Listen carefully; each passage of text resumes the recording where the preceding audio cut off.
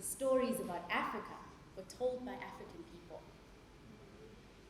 And even better thought, what would it be like if those same stories that were told by African people were the stories that we read about in our history books and the ones that we were taught about in our classes?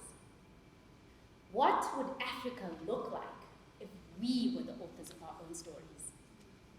Good afternoon, ladies and gentlemen. My name is Tatenda, and allow me to speak on the decolonization of a land of milk and honey, telling an authentically South African story.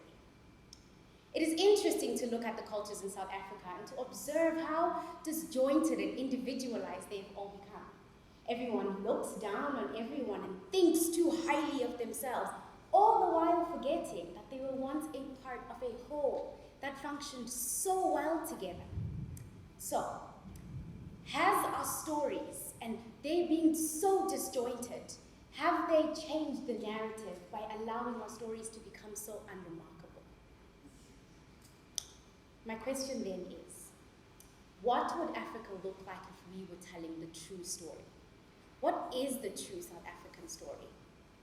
Our problem is that we've become so divided and we don't tell our own stories or write our own stories. We've become so comfortable with the narrative that has been imposed upon us, so much so that we have no desire to change the narrative. Again, I will ask you, what is the true African story? What is the true South African story, for that matter? I'm sure we can all relate to when our parents used to tell us stories or recount stories to us about how they used to walk 10 kilometers barefoot just to go to school, and then walk even longer distances back home with 20-liter buckets of water on top of their heads. What would Africa look like if we had the opportunity to read those stories in novels? What would Africa look like if we had the opportunity to study their stories as academic articles in university? I very much imagine Africa would be such a different place if that were to be. It would be an elevated place. My question, again, I have many questions for you.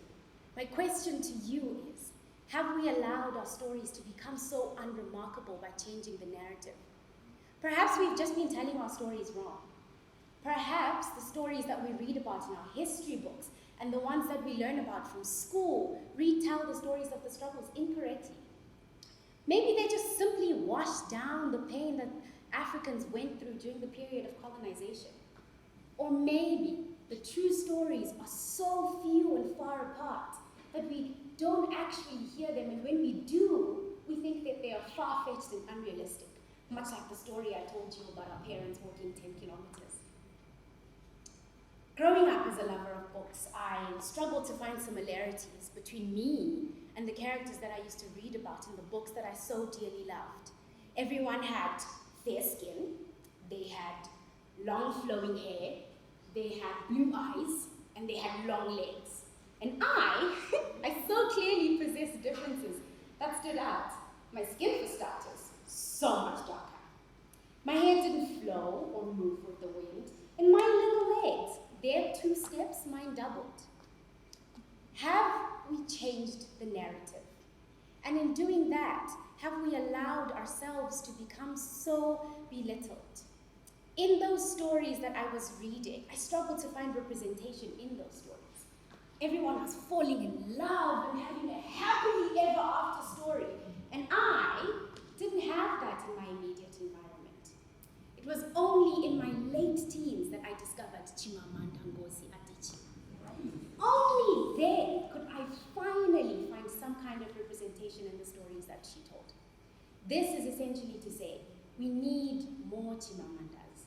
We need more authors and writers who can tell African stories and have African people as the main characters of the stories, while staying true to who and what we really are as a people.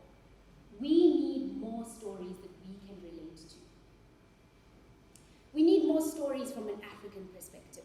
Stories about the struggles that Nelson Mandela went through during the 27 years that he was in prison.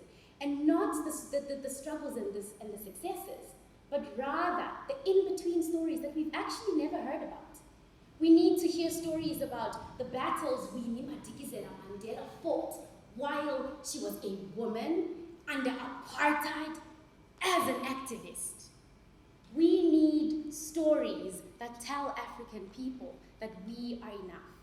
Stories to bring it closer to home. Stories about how the hoops that we have jumped to go to universities, and at that to go to a university that provides a public speaking championship, with such esteemed guests. We need stories from an African perspective, stories from a South African perspective. Our mission now is to right the wrong, to literally right the wrong by rewriting the oral stories that we've heard about from our grandparents. If we can manage to do that, if we can put pen to paper our histories, we essentially start a revolution. And by doing that, we become the authors. And as they say, the pen is mightier than the sword. So maybe the rewriting of our histories is really the weapon that we've been waiting for all along. We need stories, and we need to document stories about the detailed stories that we tell our friends over good food. The stories that we don't tell anyone, but we secretly know will change the narrative. Let's pen those to paper. And if we can do that, we will dance a little louder to the music of the biddies while swaying our hips from side to side, just like the Tsongas.